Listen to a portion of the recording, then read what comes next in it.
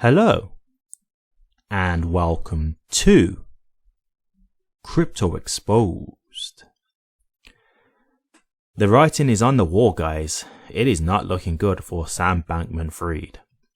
So, I've just been keeping up to date with regards to the whole trial that's going on with the former founder of FTX, and that is Sam Bankman-Fried, abbreviated SBF. And this whole lawsuit is just absolute insanity. It really is, and it's really a lot darker than you can actually imagine. Like, just listening to some of the things that's been coming out of this whole trial, it's crazy what's gone on here. And I don't think SBF is going to have any way out of this. I don't think there's going to be any way of him getting off lightly with this. A lot of the evidence that's been seen is pretty damning, to say the least. So I think it's pretty safe to say that he's going to be found guilty of this. I really don't see him getting off at all.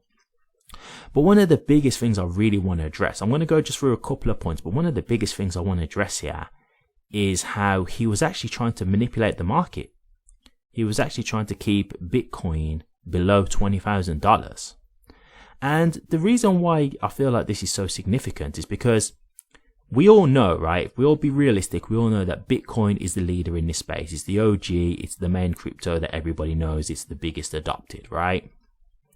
So when we talk about this realistically, right, the whole altcoin market follows Bitcoin. If Bitcoin falls, the whole market falls with it, right? So while yes, you might say, okay, he's just suppressing Bitcoin, he's effectively suppressing the whole market, because if Bitcoin doesn't rise, the whole market doesn't rise. You might get the odd unique crypto here and there that gets a certain push, but if we're talking about the real euphoria, Bitcoin leads the market. And that's what I think is really disgusting about this, and this is what I really don't like. And it shows us that we're in this age of where, I mean, we already know that there's things like rug pulls and stuff like that. So we already know there are people out there who are abusing crypto and whatnot for their own financial gain. But it seems like we're at a point now where we're even at like market manipulation on the great scale of the whole market, right? Not necessarily just certain projects, like the actual market as a whole. Which is really just sad to see, because one of the great things that we love about crypto is it being decentralized and that kind of thing, and being a lot more fair and allowing the average person to be able to get in and try and, change their lives from this incredible new technology. And so when you see that we're kind of at this time now where the market is manipulated, and so it's not going to be so easy to try and get the wealth that you want to get within the crypto space, it's kind of sad. It really is kind of sad to see. And that's just what I wanted to address.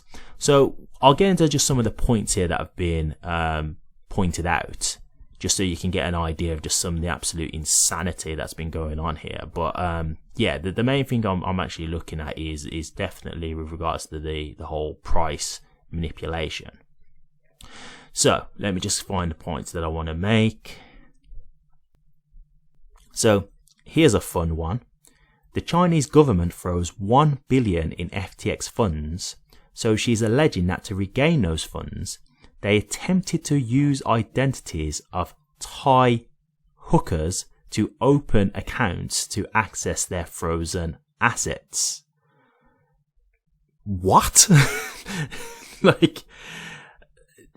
Okay, what on earth is going on here? Then we've got, they also bribed Chinese officials about 100 million to get the 1 billion back that was frozen. So definitely clutching at straws here in regards to trying to claw back some of the money that was frozen. We've also got here that FTX and Alameda lost 190 million through lax management and foolish mistakes like clicking phishing links. Like that's when you know you've just got way too much money that you're dealing with here. Like, you're running a crypto company, so you're kind of aware that security is a huge thing when you're dealing with crypto. You know that kind of stuff. Like, when you're doing transfers, you have to double check, because if you accidentally key in one wrong letter, that money is gone. Like, security is a huge thing when it comes to crypto, and you're losing money by clicking phishing links. Like, I understand that people are human, so I do get that, but 190 million? Like, it sounds like this is plural when they're saying phishing links, so it sounds like this happened numerous times. It's like, come on, man, like, what is going on?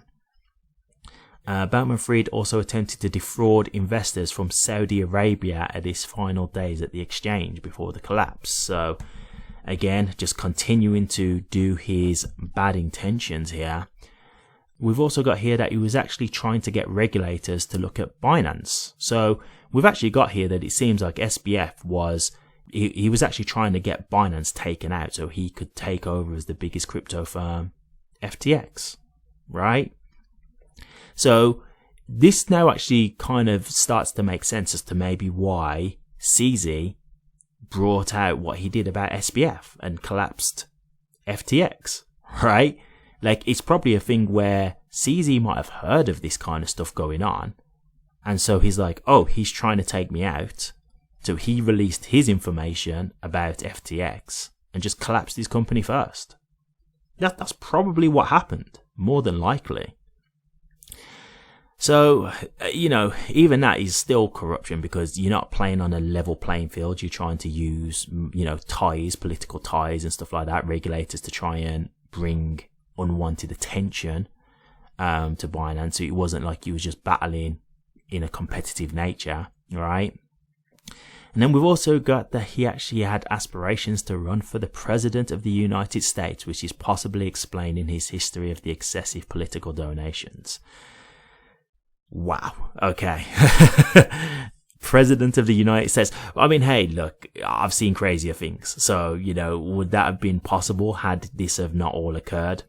Who knows? I'm not going to completely rule that out because I've seen crazy things in my time. So, you know what, as much as I laugh about that is, yeah, I can't even say that's not a possible thing. There's definitely crazy things that's happened. But yeah, there you go. Those are just some bullet points that you've got going on in this trial at the moment. You know, it's pure insanity. But the whole thing with Bitcoin is the thing that I keep going back to, and that's the thing that I really don't like. It really don't sit right with me in that. And don't get me wrong, everything that he's done is bad. So I'm not trying to like make this a thing where, you know, the other stuff doesn't matter. No, it's all bad. But the fact that he's like been suppressing the market, and we know now for a fact that there's actually been market manipulation going on, I really just don't like that, because we know now that we're kind of in an unfair environment, right? Because this is just one company. Like, I don't want to throw accusations here, but what I'm saying is, like, what if Binance are doing the same thing, right? What if all the exchanges have been doing similar things? Because it could be that the reason that they do this is they want to basically manipulate the market for people who are shorting or people who are longing with leverage, right? So if there's people who are like leveraging and they want to like short the market to liquidate people, or, you know, increase the price to liquidate people, they could be like buying and selling to manipulate the market so that people lose their leverage and get liquidated. Do you see what I'm saying? And so this is like really putting people in an unfair position now, who would have not actually lost that money had the market been just acting the way it should have been acting and not being manipulated. And they may have actually made profit, right? Because it may have been that Bitcoin would have rose in value to X amount percent, and that the person may have sold. Do you see what I'm saying?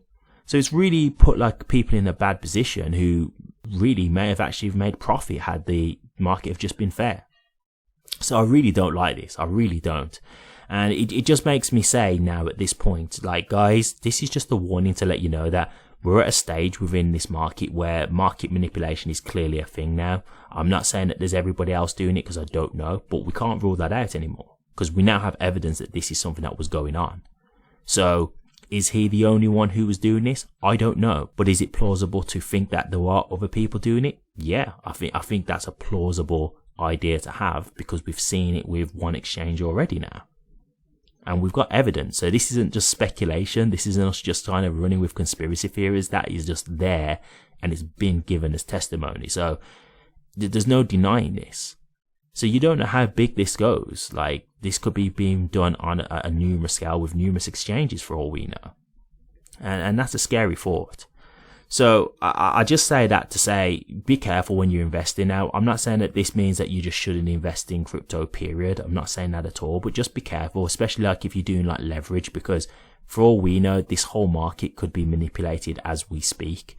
and you may end up being in a position where you lose out. And even in terms of if you're not leveraged, it could be just like panic selling, right? You could be seeing the price going down and you're thinking, oh my god, what's going to happen? And it's just manipulation going on. And if you hold on, you know, eventually the price will recover and it will go back up. But who knows what people will do? We don't know what their intentions are, right? So that's why I'm saying just be careful. You know, investing is a dangerous thing, and especially when you know that there's people manipulating it, because you don't know what they're manipulating it for. Like, how much are they going to manipulate the market, to what degree, right?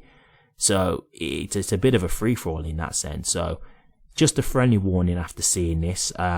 If I do see anything that's more noteworthy with regards to the trial, I'll post it. But I thought I'd do this because this is definitely showing you the dark side now of crypto. And you know what? For me, I've not really got much sympathy for Sam Bankman-Fried at this point after seeing everything that he's done. Like, just reading some of this stuff, like, it's absolutely fraud at its core, 100%. There's no disputing that. And he's trying to claim plausible deniability, but it doesn't wash at all. There's more than enough evidence from what I've seen from the trial to show that he's banged to rights here. He's guilty. As far as I'm concerned, he's guilty. I'm not going to say that's the law of the land, because obviously I'm not a judge or anything like that, but I think it's pretty clear to see what's gone on here. We really don't need much more to be seen, because there's text, there's conversations, like there's a lot of evidence here. There's emails.